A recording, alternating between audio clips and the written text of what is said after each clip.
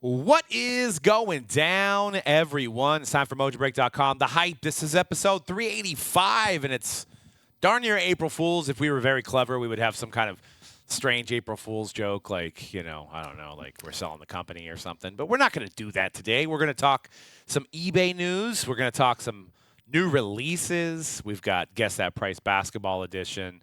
Lots of and Pokemon. I mean, we'd be remiss to not talk about the hotness that is Pokemon and everything gaming. I mean, like, we should just change this. I mean, we're not even sports cards anymore. It's just gaming. That's what we should be, right? Charizard, Pikachu, Jigglypuff. Oh, you got three. I got three. You got three? It's the same three I've been rocking with since 1998, basically. Yeah, since we started talking about Pokemon. It's Lily's Clefairy. That's what everybody wants. Clefairy, who is an original Pokemon. Clefairy is Flying an OG. lizards. Flying lizards. There are, Charizard is a flying lizard, but a dragon, too. Okay. I guess. Okay. But you could say, break it down in a technical term, Charizard, flying lizard. I know a lot about SIR. SIR. I hear it. I will say this. I hear it ringing through the headquarters pretty much every day.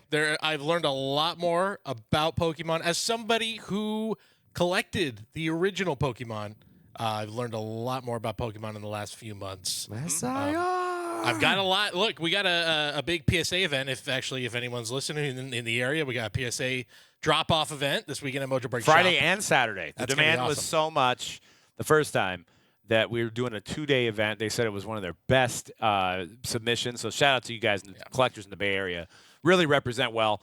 Free tacos again, and lots of other stuff to be announced during the week. But if you're in the Bay Area and you want to get your submission on, no better time to start preparing this week. I was already getting mine ready today. To get it ready for the drop-off.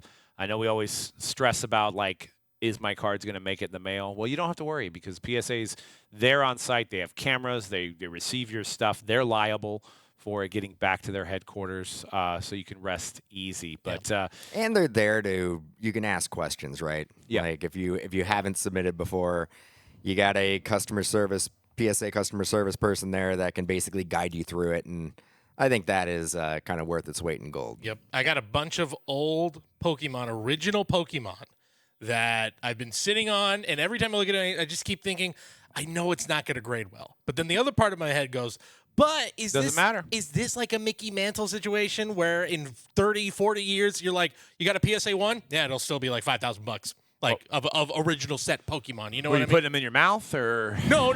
I put them in the protective binders. Well, they should be all right. They should be. There's white on the edges. I'm like, it's not great. Bike smoke they're situation. They're not like bent or anything. They're just, weathered. They're a little weathered. Aged. They're almost 30-year-old cards that I had in a binder for probably 2 or 3 years, and then shoved it somewhere in my closet, and then that got moved to a garage.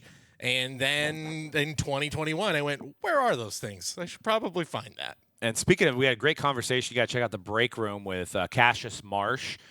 He talked a lot about Pokemon, had some great stories as he's really involved in Magic and Pokemon. A lot of the gaming stuff, former NFL player, 49ers, Patriots, Dolphins too? Or Seahawks, Patriots, Niners, and the Bears were where he got some playing time. Not the Dolphins. Yeah.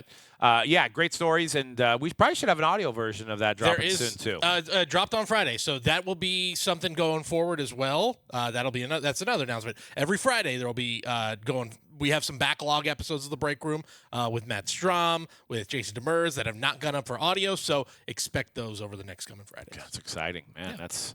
That is fantastic. And speaking about this PSA event, do we think Jeff Wilson's going to come in the shop to drop off that 101 Luka, the black one, the $3 million card? Yeah, he is. He's coming down? He called me. He said, yep, I'm doing it. All right. The 101 Luka. It's in my hand. I'm not joking. Don't check the calendar. This is real.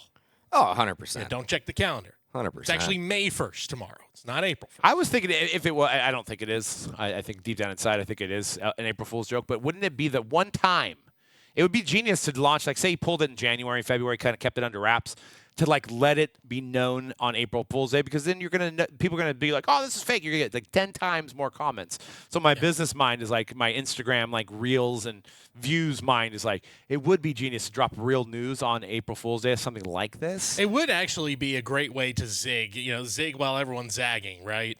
It actually would kind of be the genius move to do that. Who knows? Maybe that's what's actually happening. We're all building this up to this isn't real. Because my head goes to like, there would have been an event to be like, we're going to rip open rookie year Luka Prism. We're going to do a huge break. And none of that happened. So, yeah, I mean, we're talking about $4,000 to $5,000 boxes. I don't know how many people are just going through those without having a video camera on them at any point. Right. I mean, even if I was like, I'm going to take the $5,000, but I'm going to record it just in case. Just in case, because we know how viral those videos We should just say that will. we pulled it as well. And we're like, who has the real one? Yeah. Who has the – and honestly, I mean, I saw the video. I think we all saw the video. It didn't look right. No, I think even you pointed out it looks like it's two different cameras. It looks like that's shot with a different camera. It looks like it's shot with a different camera. There's something about it. Unless the color it's was a not little his warmer. card and somebody else did pull it and contacted him first. I don't know. Could have been. But that's true. Also, if we were to tomorrow or the night, whatever, we'd be like, hey, just a quick social media video of like, we're about to rip this box of 17-18 Prism. It would just, doesn't matter what comes out of it. That video is doing 18-19, gangbusters. 18-19, excuse me. Yeah. It'd be crazy to pull the Luka 101 out of 17-18. Yeah, it would be. That would be near impossible. Practically practically impossible. Some would say impossible. Yeah. That would be interesting. But we'll see if it in fact is real. I mean, do we really think that's $3 million card in this landscape? Well, we'll talk about it. Luka stuff is going up a little bit. We had a lot of record-breaking sales this past week. I don't think I would go straight to $3 million. I don't know if we're quite there with $3 million, but I mean it's. How about a little bit over $1 million? Let's 1.3. I'm gonna say I think that's a 1.8. Okay. It's a 1.8. I'm putting on the Laker premium right there. Would it be a good time with how well they're playing, like the seed they are, to have this card? You think it's certainly never a bad time to have the one-of-one Luka, and I think right now will be a good time. And a lot of stuff with the Lakers. Did the LeBron stuff happen after we went off the air last week? After we record, or after the episode last week with him going on Pat McAfee and all that? Did that happen afterwards? It might have, and maybe clue me in. Yeah, so he goes on Pat McAfee. So there's a whole thing with Stephen A. that LeBron took Stephen A. Smith aside at a game and said, hey, don't effing talk about my son, blah, blah, blah. I took it really personally. I saw that. Then he goes on when the Lakers were in Indiana, in Pat McAfee show based in Indianapolis. LeBron, quote-unquote, unannounced, shows up to the studio and does a full hour-long, unfiltered, uncensored conversation with Pat McAfee. Says, among other things, Stephen A., he's on a Taylor Swift run right now. Every video he puts out goes gangbusters, and this guy just thinks he can say whatever he wants to say. Implied that the 03 draft lottery was rigged to favor the Cavaliers. And also had a very funny exchange about the way he said Brian Windhorst. He said his name like that. Thinks he's my best friend, I don't know. These guys are weird. So calls out Wendy. All this weird stuff happening with LeBron. Felt very out of character. So LeBron said that he thought the NBA draft was rigged? He said, like, and he even kind of said, like, and then D-Rose, Chicago kid.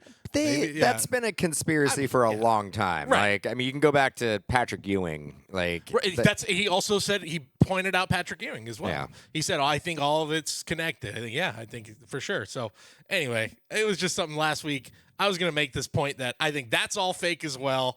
Nothing's real anymore. It's all April Fool's. It's all April Fool's, or this case, I think it's leading up to a Saturday night WWE, because Pat McAfee has the connection with WWE. Saturday night WrestleMania, Stephen A., LeBron James. The play-in tournament is the last day is that Saturday night. The Lakers are not going to be in the play-in tournament, and it's in Vegas. It's not that far from LA. So there's going to be. So what you're saying?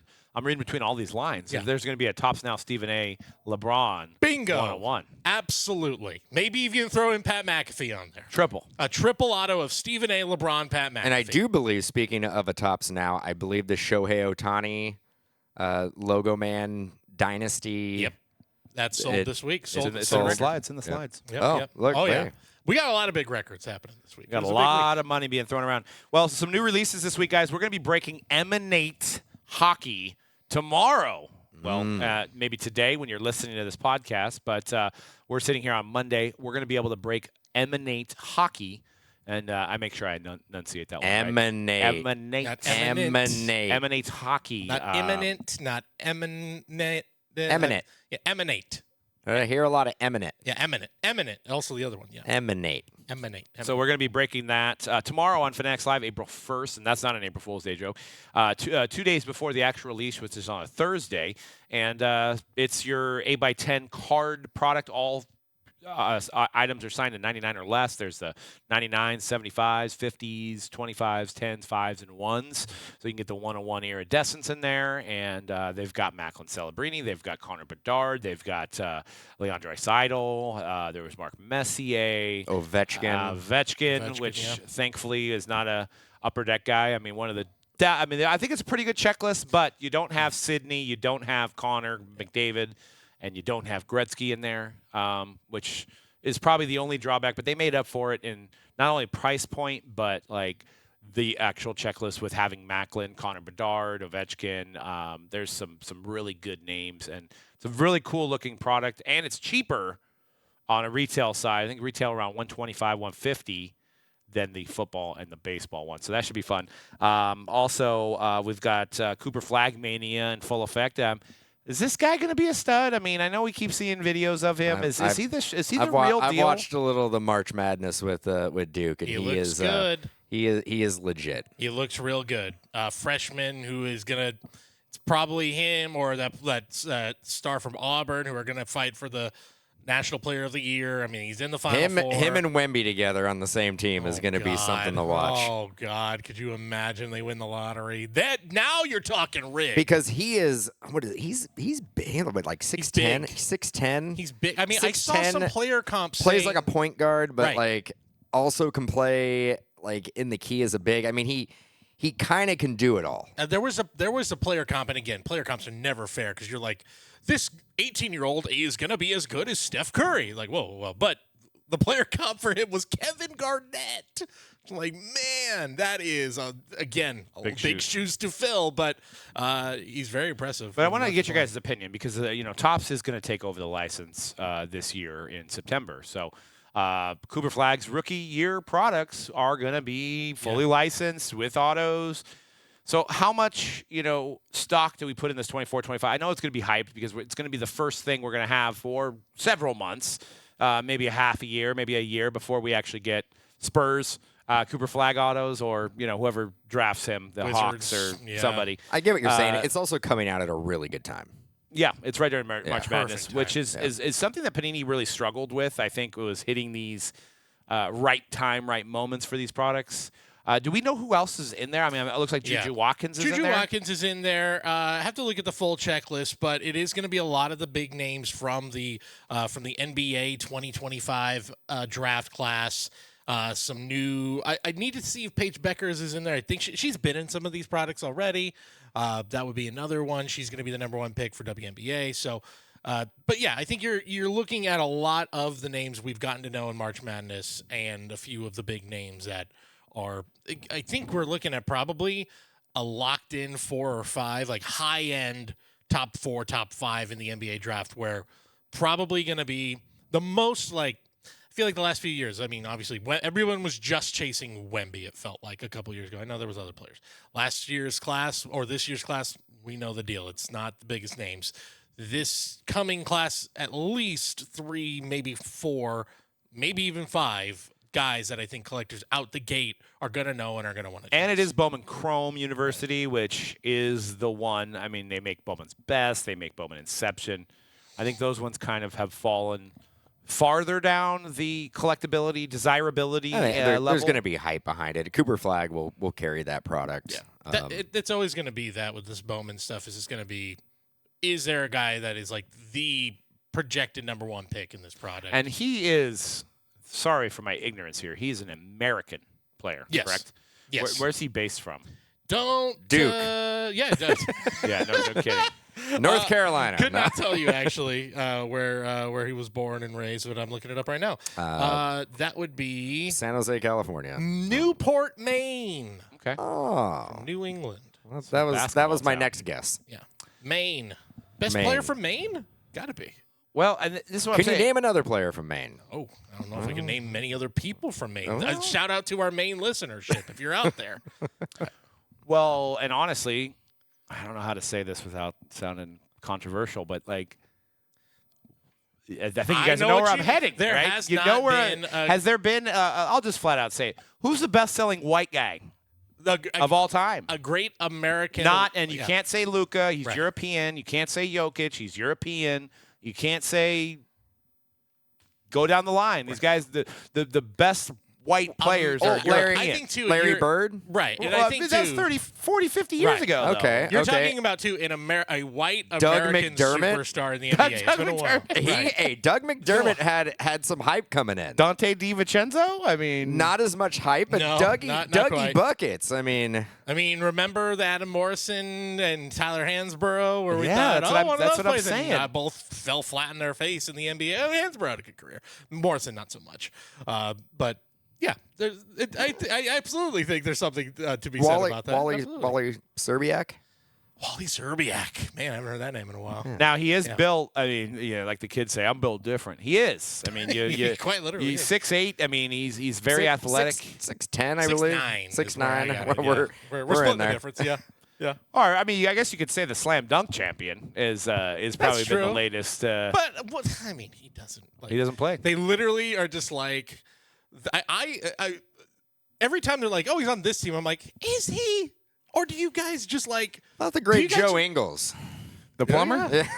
I'm like, Clay, oh God, Clay Thompson. What the? Oh my God! Why am I already forgetting his name? We just saw him in the dunk contest like a Oh month wait, ago. whoa. What's his name? Whoa. I can't think of his- McClung? Mac Yeah, McClung. Mac McClung, I but- think they take Mac McClung out of No. a cryogenic freeze chamber every year. I'm like, all right, Mac, it's Being- dunk contest Yeah, time. yeah, wake him up. We're just going to tell everyone you've been on the 76ers G League roster for the last year so you can compete. I guess this doesn't count because I think he's from the Netherlands, but Quentin Post.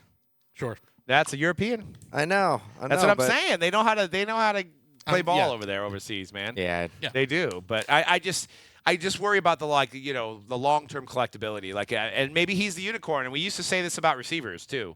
But we've had receivers. We've had Cooper Kupp. We've had Lad McConkey. Lad McConkey. We've had guys that have broke the narrative, and maybe Cooper Flagg does break But the narrative. we always did. Like Wes Welker and Julian Sure. Edelman and Jordy Nelson.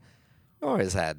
But you know, and like I'm saying, it's the people are people, but you just look at like the past. There hasn't really been a lottery pick that's worked out. But we did from a collector bring up standpoint. Adam Morrison. Right. But it that, didn't work that out. was the Yeah, last And, time. and I don't where it know, was a and I don't big- know what year Maybe that not was, the but last he, time, but he was on the cover of boxes. Like he was. Yeah. I want was that Westbrook year? It was around the I time. think it was. I mean, you look at the rest of that draft. Actually, I mean, Kevin Love is maybe the last. There you Yeah, go. That might be Kevin the Love, last. Kevin where Love is actually a better comparison. You could say that's. But he never reached the heights. Like he wasn't really a dunker. well, He was a top 10 player Not in the NBA. Wasn't a but, big chase, but he had a little bit of buzz. What about Zach Collins? Who? He was Portland- on the he was on Portland Trailblazer? Blazers. I mean, he had a little. He was putting it together a little bit there. It is going to be a good class. Much better class than the last few years. Yeah, Dylan Harper and Ace Bailey, two names from Rutgers. Rutgers got booted out before the Sweet 16. How about Caleb Love? Caleb Love. Think Arizona. Don't know too much. The guy that, I mean, if you were watching this weekend, the guy that became like instant star to me was it I don't know if it's Johnny or Joni, like the way he was pronouncing his name was different, but the guy on Auburn, Johnny Broome, back-to-back games where I think he had 25 points, 10 rebounds, and like 8 assists. The last guy to do that in back-to-back tournament games was Hakeem Olajuwon. Jeez. He's the complete opposite of Flagg. Like, not highly touted. He's a fifth-year senior. He's probably this tournament run is gonna get him to be a first rounder, but he was like barely gonna be a first rounder. He was maybe gonna be a late second rounder before this tournament run, despite the fact that he was Yeah, because I think fighting for National Player of the Year. Arizona went against Duke, I believe. And Yeah. Caleb Love is on Arizona, but he actually was a Tar Heel at Is one he point. American, like a white American, or no?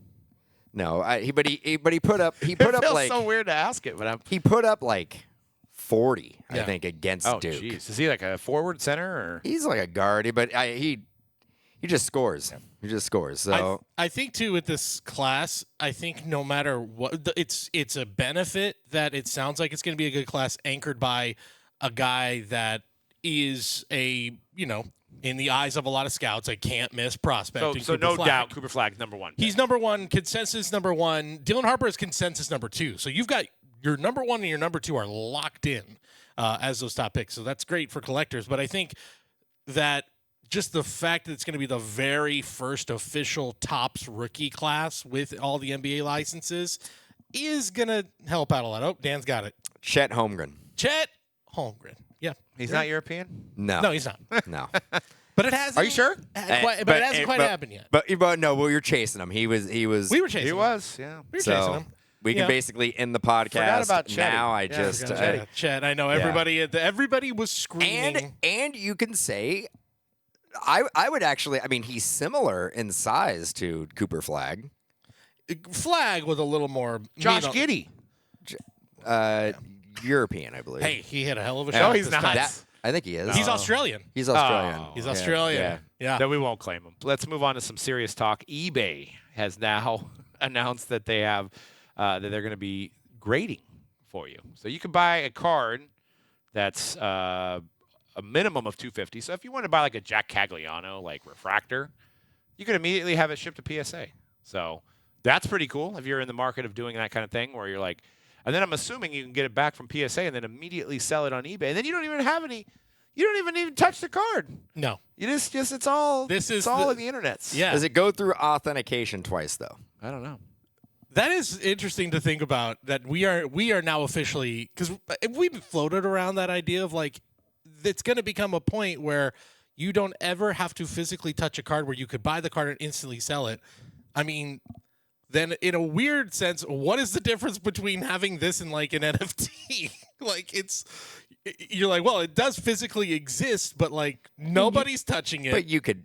No, but I mean, it does physically exist. I mean, I guess it's kind of I'm like only having- half joking. You kinda can't like have it stocks, shipped to your right? house. I Yes, mean, you you can't have the NFT shipped But to your if house. you wanted to live in this world where you are just instantly buying things, sending it to PSA, and then immediately flipping it because you're like, oh no, just keep it in the vault, and just flip it immediately. You could conceivably now do that through eBay services. Get your hustle on, man. You can get your hustle on. I saw a lot of the main complaint I saw via socials was, no way do I want to see the card first, because who knows what'll happen in transit, or who knows if like you got a picture of it. That's true, but there's some people who are like, maybe the picture was an old picture or it's got damaged in transit, and I think there's something to be said about that of like, let me see the card first. There will be that will be a pain point for sure. Yeah. It'll be like, I bought this card and I got it graded and it came back a 7. I want my money back. There's going to be a lot of people that do. And just like sports, collectors are superstitious, right? So it's all going to take you to do it a couple times and get some bad grades and be like, you know what? I don't have luck with this. So I'm going to just grade it myself, Well, go back there's and grade also it that myself. stigma on raw cards that are sold on eBay. It's like, oh, well, this is being sold raw because somebody's already looked it over and it's not going to grade well. Right. Like, I mean, I shouldn't feel that way, but when I'm looking at cards that are on eBay that are raw, I'm just assuming that they are not going to grade an 8. Yep. It's going to be lower than an 8. There's something wrong with it because we're in that era of people grade everything. So why would this card not get graded unless it has some obvious flaws? Yeah, we'll have to see. I mean, these guys are all competing against each other because you've got what Fanatics has done with Fanatics Collect. With some of these cards are not even seeing the light of day; they're just going right to auction with CGC, and I think they even have some kind of PSA things attached to them too. So, eBay's got to kind of step up and retain their market share that they've always had, but they've seen it waning with all these other competitors. So we will see. We've got some big card sales before we get into Guess That Price and some Pokemon stuff. But the Ohtani 50/50 Logo Man Dynasty Patch Auto becomes first Shohei card to top 1 million with the $1.1 million sale on Heritage Auction. So I don't even know who owns this. I didn't even know it was hits. Obviously, somebody hit it out of the 50/50 boxes. Beautiful card. It was worn during his 60th home run? 50th. Or 50th. the day that he Or, I'm sorry, joined the 50th, yeah. 50-50 club is when this was. And it is off the jersey, right? It's not off the base. It It's is off the jersey. off the Yes, jersey. it's off the jersey. Yeah. So that's pretty crazy. We also have a Caitlin Clark gold vinyl, which I think is that is the gold vinyl. That is the auto you gold want. vinyl auto PSA 10. A record for Caitlin Clark cards. I would think $336,000 is what it ended up. $366K on 66,000. golden. Yep. And then LeBron Exquisite RPA, 1.159 million over the weekend. Where did that one sell?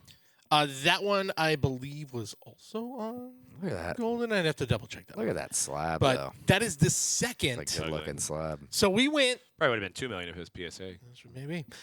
We went 2 years between $1 million LeBron sales. We've had 2 in the last 3 months with LeBron. That means they're both exquisite RPAs. But I feel like that is interesting. I feel That's like pretty wild. I feel like I have talked about that exquisite RPA. Oh, like yeah. 1,000 of them selling. Yeah. Like I know they don't make it. There's not 1,000 of them in the market, there but aren't. What, but just the 99 and the 23s, I think. Yeah. yeah, That's but I feel like we've seen 1,000 of them sell at different auction houses, and there is a good chance that like these cards have been resold multiple times, and we keep on talking about Yeah. it. It's the Absolutely. same cards. Absolutely.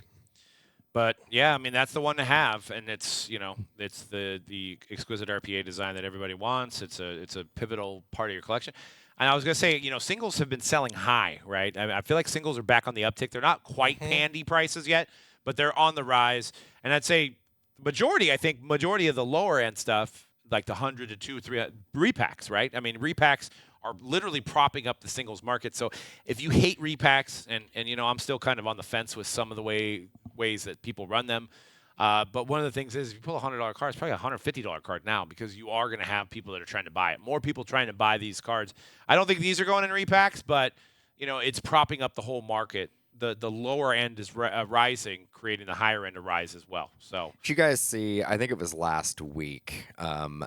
The person who purchased a card on eBay and requested a return, and in the notes, in their message back, they were like, "I took this to my local card show and tried to sell it for 2 days And couldn't sell it. and couldn't sell it. So I would like to return it because this card is not liquid." yeah, that's ridiculous. I mean That's not how this works, man. that is. Did it work though? Yeah. You have a 45-day return policy, right? That's true. That is true. I mean, look, you got to give that person credit for They were just honest. being straight honest. At least they get you. Yeah, you try. But I love how it's like cards not liquid.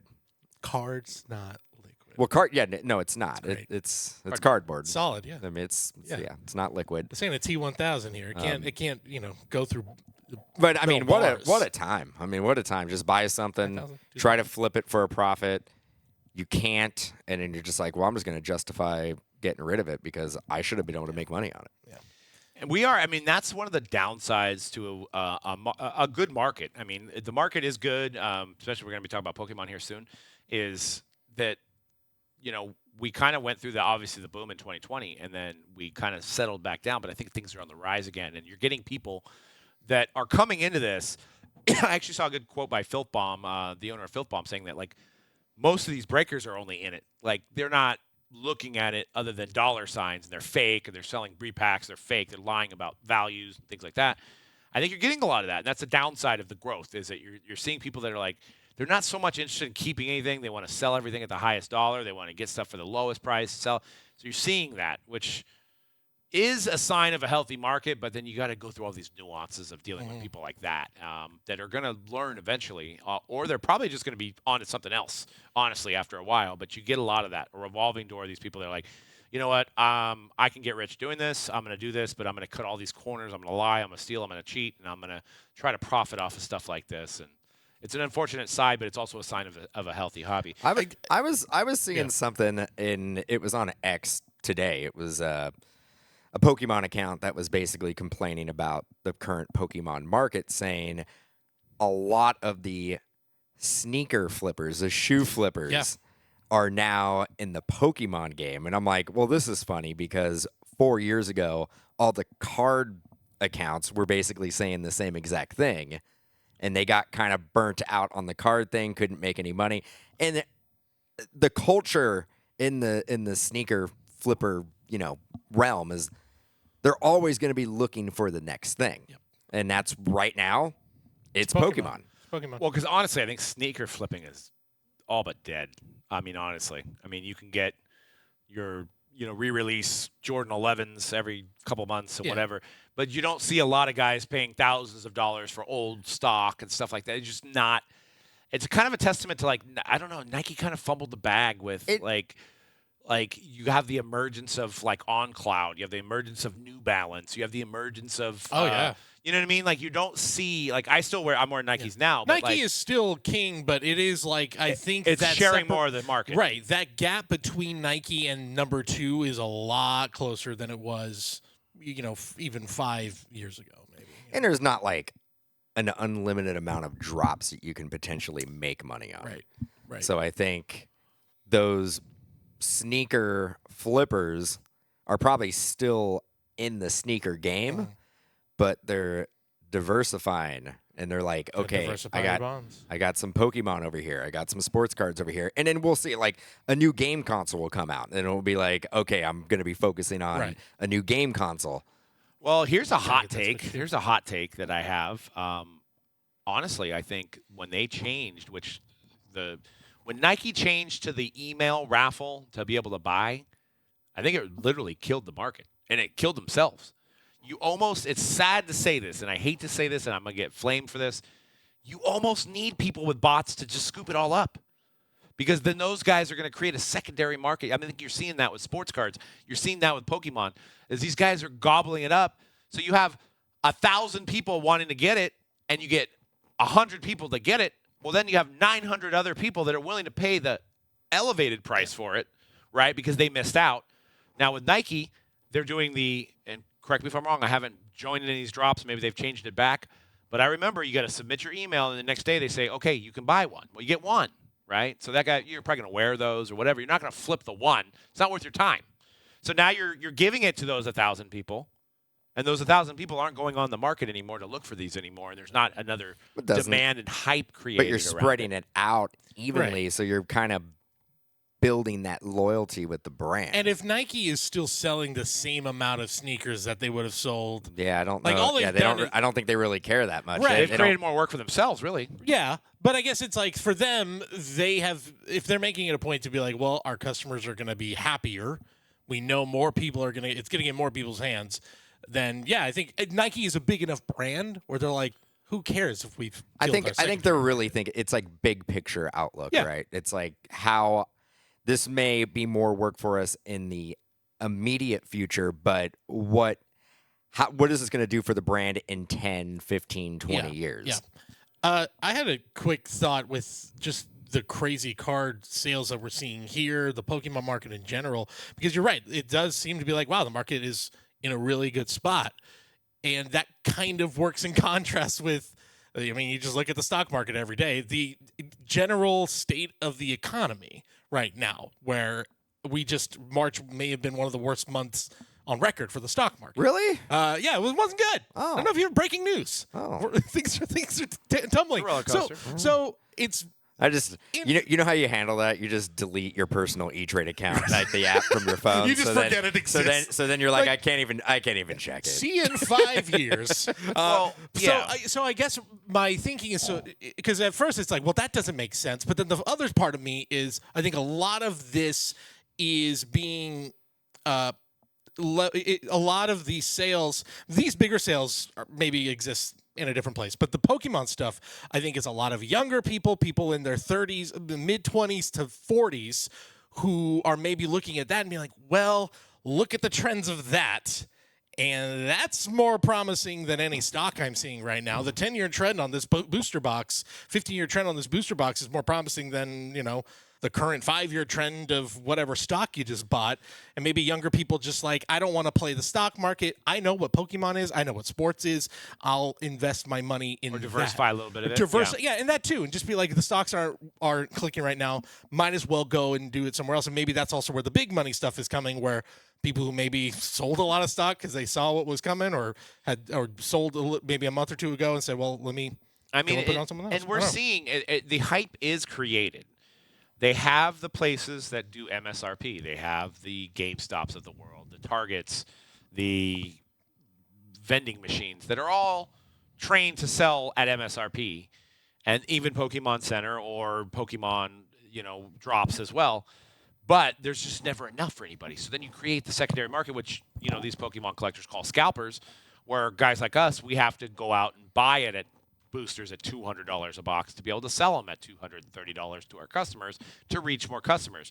I think that's the hype, and that's what drives the market. What it makes people want this stuff. And honestly, I think you're seeing a little bit, and I want to compare this to Topps. I think Topps is trying to master that themselves. And I don't want to use the term artificial, but if you look at Heritage last week, and I was one of the guys that was a proponent on Twitter saying, like, Heritage is a $99 a box, right? And it literally Heritage high number, which is highlighted by Paul. Well, it's funny you say $100 box, because even you can go back, and that used to be like wholesale, like $45, $50, and it would sell for like $65, $70. Right. Like, and all of a sudden it did jump up to $100. But what Topps is doing is that if they are only selling like a percentage of what they could sell to the public. They're not letting the public buy it all at 99. That's facts, right? And that's not even a conspiracy theory. And then at that point, you could look at Blowout, you could look at DA Cardboard, you could look at the big online retailers. Now they're $229. So, basically, creating that I didn't get it. Well, now I have to go to these other outlets and get it. And then now it's like $229. People are complaining, and then people are saying, I was hearing somebody on Twitter. I was like, I'm not even going to argue at this point. They're like, local card shops are banding together to sell this at $180, and I'm all, it's not local card shops. It's the big boys setting the price, and then the local card store is like, I got to pay bills. Well, if I can get an extra $100 out of Heritage, I am. And also, Topps is probably selling it to these shops at $180. So if they're charging $185, actually they're probably not even making any money. They're just trying to service their customers. So it's creating that demand. Through drops that are gone immediately. Paul Skeens helps. Paul Skeens does help. The timing of that coming out, opening week, right after the sale of the MLB debut patch, and it's, that has rookie year Paul Skeens autos. I mean, every day when I heard what that price was, I thought it was a joke. I was like, that cannot be right. That has to be a misprint. It's Heritage. Crazy. I've never seen But to be fair, there was people buying boxes at $229 still. Yeah. So Yep. I get it. maybe they foresaw what was going to happen. Yeah. But I think what happens is, like, it's the same thing with Pokemon, is that people know those ETBs are at Target for $49. So then when you go to your local card store that's, probably lost out on 10 releases, they've been winning a lot on these new ones if they're getting it. But for all the ones they lost, they're not going to sell it at MSRP because they don't know how many more in the future they're going to lose on. So, you have to, like, match the market. Like, if you're seeing the big boys selling it at $229, you're not going to sell it for $99. You're not going to do that. Why would you do that? Yeah, I mean, you gotta. If you are a reseller, if you have a shop, you gotta capitalize on your opportunities pay to your win, bills. right? Mm-hmm. You Gotta gotta. pay your bills. Right. If you have an opportunity to make money, you have to take it, right? Like, because again, like, nobody is gonna feel bad for that card shop that loses on 8 or 9 releases in a row. Right. No one's going to be like, oh, poor card shop. They're going to be like, well, and I hear it all the time. It's like, well, it's kind of the cost of doing business. Sometimes you don't win on all of them, but when they do win on one, you just want to attack said card shop or attack said online retailer, being like, well, you shouldn't be able to win. Well, and another hot take here, and I know this isn't going to make a lot of people happy, but, like, say you bought let's just say you bought a Jung Ho Lee Superfractor at $200, right? You bought it at $200 last year. Jung Ho Lee goes on an incredible run. He's got 50 home runs, 50 stolen bases. Sounds good. Well, And this is it's wishful going to be great for thinking. Giants Woo! fans, right? Getting hot. So I'll are take you going to 30. be like, are you going to now sell that card for the price you paid for it, which is the only comp, $200, right? But knowing that you can get $2,000, you're going to be like, I'm a man of the hobby, so I only want what I paid for. Nobody's going to do that. They're going to look at the comp or the comparable. Maybe a one-on-one's a bad example. Let's just say Paul Skeens, his Bowman right now is $400. Well, let's just say he wins 30 games this year.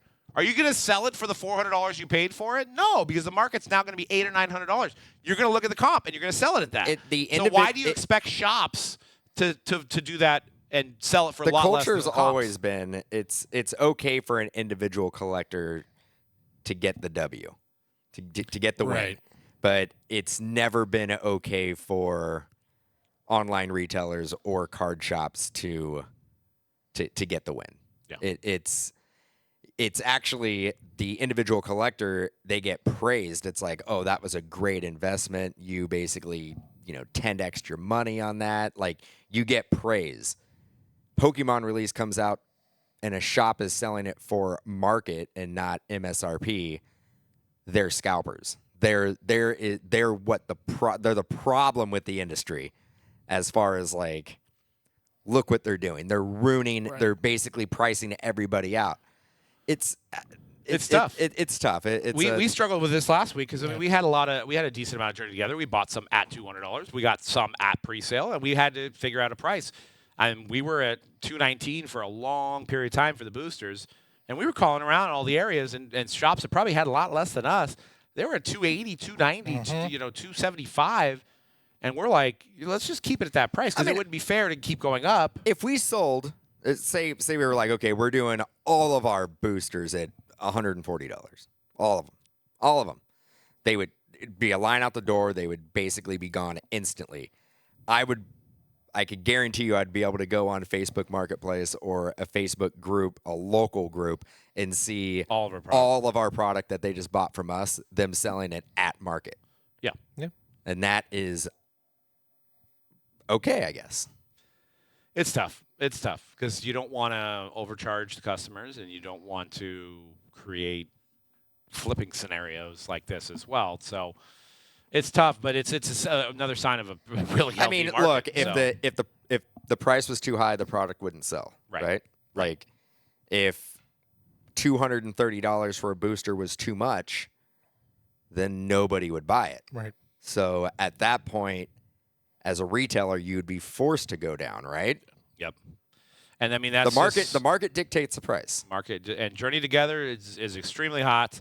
Pokemon Center's sold out. Major retailers sold out. Mojobreak Shop does still have some. If you guys are looking for some, we did sell a lot over the weekend. We had a huge Journey Together release day, and what was really cool about that, as I was putting in one of our posts today, was one thing about Pokemon is it a wide variety of ages. You had a lot of kids in the shop, and I was giving kids free packs, and just like, here's a pack. It's like $10 pack at this point. Here's a Journey Together pack. It's cool to see 6, 7, 8, 9, 10, up to teenagers in the shop being excited about chasing these cards, hitting the bounty that we had in place. So that was awesome. Pre-orders for Destined Rivals is going to be insane. Sold out like instantly on Pokemon Center. Crazy. How long will this peak last? I mean, that's the question. Is this something? I mean, another thing I was telling you guys off air is my daughter wants the Labubus, which is the little figurines. We went in a Pop Art yesterday, and everything was sold out. So like the blind bag like figurines are hot. So it's like collectability amongst younger generation with Pokemon. It's like trickling down into this blind bag stuff. Oh, okay. I know what these things are. Okay. I was like, what is a Labubu? I keep hearing it. Now I remember. I have no idea what you're talking about. But they're I'll find some and put them on screen. But yeah, the Labubu. I know what they are. I didn't know that's what they were called. And we've all seen the blind bag stuff in like Target and stuff. The ones I've seen at Pop Mart, like they have Disney stuff. I bought some cool Disney ones, and they're like $17 or whatever. But you have like 8 characters in a 6-box case, and the chances are 1 in 8 for all the regular ones, which is basically 1 a case almost. And then they just have 1 rare one. Yeah, for our viewers at home, that's a Labubu right there. Yeah, I've seen these floating around at like. I think that's the rare one too. Is that a rare one? I think that's the one that people want. I mean, didn't this kind of, at least with toys, didn't this all start with like the LOL surprise? Like A little bit, like the yeah. like the eggs that you would basically Oh, open up. yeah, sure, like a Kinder egg or something too. Yeah, it was like an that egg, that they banned for temporarily. And I want to say they basically started off as like a normal size egg, and then I would go to Target and they have like a giant one now. These little boo-boos remind me, what were they called? Was it the little kids? Precious Moments? Is that what they were? I remember like everybody's, like if you grew up in the 80s, 90s, like your grandma had some Precious Moments little figurines around, like very cutesy, adorable, angelic children. Reminds me of that, but they have a little, obviously, they're a little more mischievous looking. And what I attribute to like the stuff in Target, they have like a lot of Disney, and they have like Nightmare, whatever's hot popular. Those are almost like retail in a sense of quality. Mm-hmm. They're like cheap, a little tiny like plastic. Like Pop Mart is like better quality, so it's almost like that's the hobby store for blind bag stuff. And I was like thinking to myself with my daughters yesterday, I'm like, there's really a market for streamers doing this stuff now. Yeah. Blind bag stuff. But Funko kind of led that too, but yeah, with Pokemon, I think, because you were mentioning going back to that, like the amount of, I was there on Saturday and like so many kids in the shop, and like, so clearly this brand is going strong, a brand that I can remember, being kind of aging out of it when I was like 11, 12. I got all the games, collected the cards right at the beginning. But then, I heard turn about 11, 12, and it was like, this isn't cool anymore. Why am I'm not going to do that. So we all just thought, it's over. That was a fad. It was still waiting for Pogs to come back. It was Cabbage Patch. It was Pogs. That's what it was. Still waiting. We were all there. Next year is the 30th anniversary of Pokemon. Yep. It's not ever going. I mean, maybe in 30 years. Does it last another 30 years? Well, there's like the 30-year cycles to sports cards. Right. 30-year cycle pretty much after 89. The thing with Pokemon is it never really, it dipped in popularity, but not to the point where it was ever out of the pop culture, consciousness. Like, it's always been there. I feel like it did fade, and then it came back with, like, the video games. Pokemon Go helped a lot. And walking around. Yeah. The video game. Like, there was like I want to say, was it like Game Boy Color was the first like Pokemon game? Yeah, the first Game Boy, the red and blues on Game Boy. Yeah. So there's always, in every couple of years, there's a new Pokemon game that kind of like, people, there's always been a diehard that loves the games, will always buy the games. But to me, the fact that we're hitting a 30-year mark of this IP, of this brand, and it's not going anywhere, it's as strong as ever. If it keeps going another 30 years, then that's when we're in like Mickey Mouse territory. We're in like this is one of the strongest brands. And there's been ever. There's been like TV shows. There's been movies. I mean, obviously we say the video games, which are really its own world. Pikachu should come out with an album.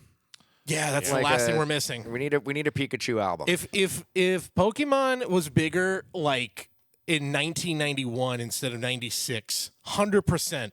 There would have been a Pikachu rap album. Yep. Yeah. And show those box prices. Before we get to guess that price, crazy. I want to, these are some of the box prices from, even 2019, we have a team-up booster that was $101 retail, $5,500 today. Black and white, released in 2011, now $2,800, originally $100. You have Pokemon XY, released in 2014, which probably nobody was buying then. $140. We probably got it on clearance. It's $22.50. And then you go back to the original. A box in 1998 costs $100 for boosters. Today, $14K. Hopefully there's no G.I. Joe in there. But, it's edition 1, $14K. Before we get into guess that price, I do want to make a statement. Like, you talk about the 30-year cycle. You know what and I can't believe I wore these, but I'm seeing these young men wearing the baggy pants. It's not a good look. Jinkos are back. It's not a good look. Bell bottoms. It looks stupid.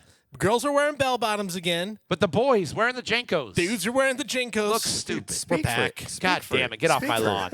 Get off my lawn. Speak for yourself, man. Like, there was nothing better than, like, rollerblading around and having some Jenkos. And getting your pants ripped on the ground and ripped off your it's legs. so funny that, and also, like, I mean, at some point, they got so ridiculously baggy that, like, nobody looked like they had feet.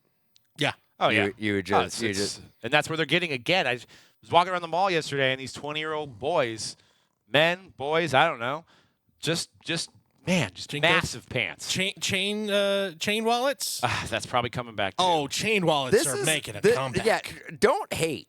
Don't hate. Yeah. Don't hate. Just leave it in 1990, guys. Come on. Oh, 1996. Let's be real. It wasn't 1990. Yeah, let's see some. You know what? Let's see some more shorts that are above the knee. I think that's more. No, those days are gone. No, that's old man. That's old man. Yes, for a while. And I like how it just man. passed me by. I think last year it was probably young man. Now, no way. This summer, absolutely not. It's going to be, if you are out on a 95-degree day and your shorts aren't Allen Iverson at the All-Star game in 2001. Finally, I'm back to being hip. You're back. I'm back. Dan's back in his element. I'm back in the game. Let's see if your big shorts can beat my small shorts, because we've got basketball playoff edition. Yes. Guess that price. Guess that price. March Madness, basketball playoffs. A lot of basketball happening right now. We talked a little bit about it to start the show. So let's just get right into it. First up, this guy's going to the playoffs. How about that? Cade Cunningham, one of the best stories in basketball, went from the lowest wins last year to now they are locked in as a 5th seed. This is a Cade Cunningham, PSA 10, NT, RPA. It sold on, I believe this was on the 24th. Yes, it was. There were 51 bids for this, maybe the best card for Cade Cunningham. Love that design. What do you got, Dan? I think you won last time. 8,900. 8,900. 12,500. Give me the dub. All right. Yeah, well, we are going to give Doug the dub, but no one was close. $23,856. He's having a hell of a season, but yeah. Wow. Sell your Cade Cunningham. 23K people believing in Cade. Oh, all right. My God. Doug's I don't got think Jason one. Tatum is that high. No, That's insane. he is not that high. All right. I really like 8,900. I like it at 8,900. I really like 8,900 there. And I actually was gonna go 8,100, but I'm all, you know what? Yeah. Another $800. It's on the slideshow for a reason. I'm gonna go an extra $800. Next up, from one number one pick to the presumptive number one pick, this might be the card that didn't Greg hit number to 5 Cooper Flagg? I don't know if it's 3 out of 5, but regardless, he hit a card just like this. This is number 3 out of 5, PSA 10. It sold on March 27th. There were 46 bids. Red refractor Cooper Flagg from the Topps Chrome McDonald's All-American set. All right. I'm going 4,800. Okay, 4,800 for Doug. Going 6,200. 6,200. Actual price $2,614. Yeah, a little much on that one. It's still high school, but I'm not a buyer at 6,200. Don't hit me up. Sell them. Don't hit me up. The number you win at is probably what is probably a similar card in his Bowman Chrome U is probably going to go for. So probably all right. more in demand than the McDonald's. Well, it might be closer to 6,200 now. I mean, That's true. Still in it. That's true. All right, next up, I mentioned this guy earlier. Doug is one away from winning here. Johnny Broome had a great 2-game run and is having a great season. He might be the National Player of the Year. 5th-year senior from Auburn. This is his Bowman Chrome University first Bowman Red Shimmer Auto. It's sold. Number to 5, right? Number to 5. I don't have the exact date on the sale here. I thought I had the date. I believe it sold just before the tournament in February, if I'm correct. So this pre-tournament, this sold in February. $950. $950. $850. $850. Be close. Man, oh man.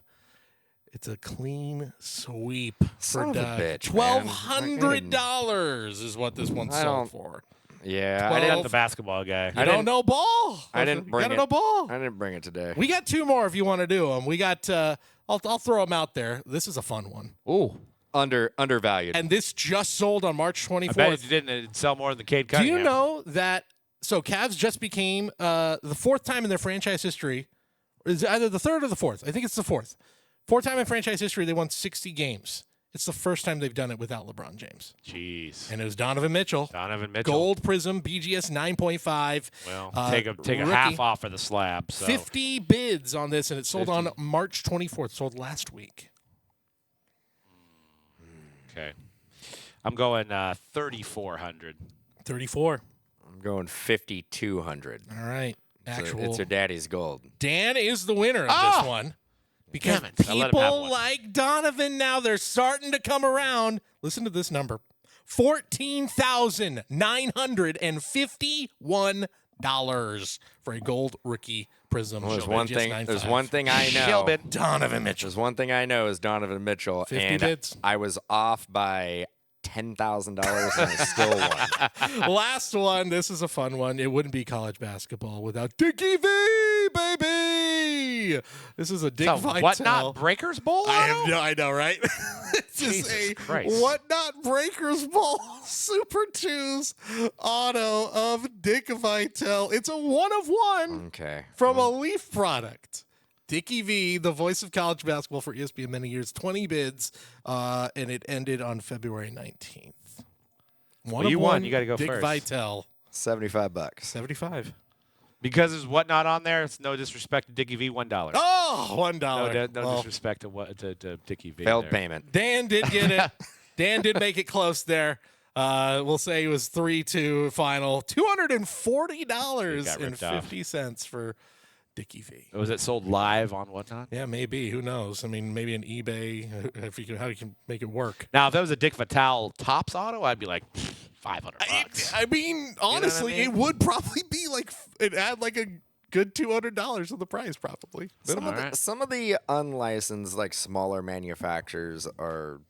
I mean, Doug and I saw a wild card product today that was football players and dinosaurs. No notes. Awesome. Amazing. Product of the year. I just don't know. I just don't know if like Was it called Dynamite? it was called Dynamite, Hell and I yes. was like, I don't know if the industry really had a void and needed this. Here's but what they did. apparently Cody's like, finally. Okay, here's how I'm in though. If they have a cool, do you remember Animorphs? If they had a lenticular where I can like look at like, I don't know, Shedeur Sanders, and then I do like Animorph style on the lenticular card, and he becomes like a bear, Or like yes. Snoop Dogg back in Gin and Juice Yes, video where exactly. he like turns into So, the I Doberman. mean, That's- potentially, that I guess you can have dual autos like a Yeah. like a T-Rex and Patrick Mahomes. T-Rex and Patrick Mahomes. which he's in there, by the way. Travis Shout out Hunter to Wild and, a, Card. and a pterodactyl. Yeah. Dynamite. Dynamite. Dynamite. Who's the actor that used to say Dynamite? Oh God. It was From the 70s, right? Yes, it's from good God, good this is- times. Good fellas. Times. Yes, good call on Good Times. I don't remember the actor's name. It's actually before little my bit- before my time, but It was before all you know. our times. Jimmy Walker. Jimmy Walker, yes. Jimmy Walker. Because I think it's in Pop Century. But Yes, he is. well, that's all we got for today's show, guys. Make sure you check us out at mojobreak.com where all your breaks are happening. Mojobreakshop.com if you want to get those last-minute boosters of Journey Together or the booster bundles or the ETBs. They're all available at mojobreakshop.com. And catch us on Fanatics Live. We'll be breaking some Emanate Hockey tomorrow and throughout the week. And we've got Bowman Chrome University coming out. Lots of stuff. Inception football is coming out on Friday as well. So lots of new releases, and we'll see you guys next week on The Hype. Peace.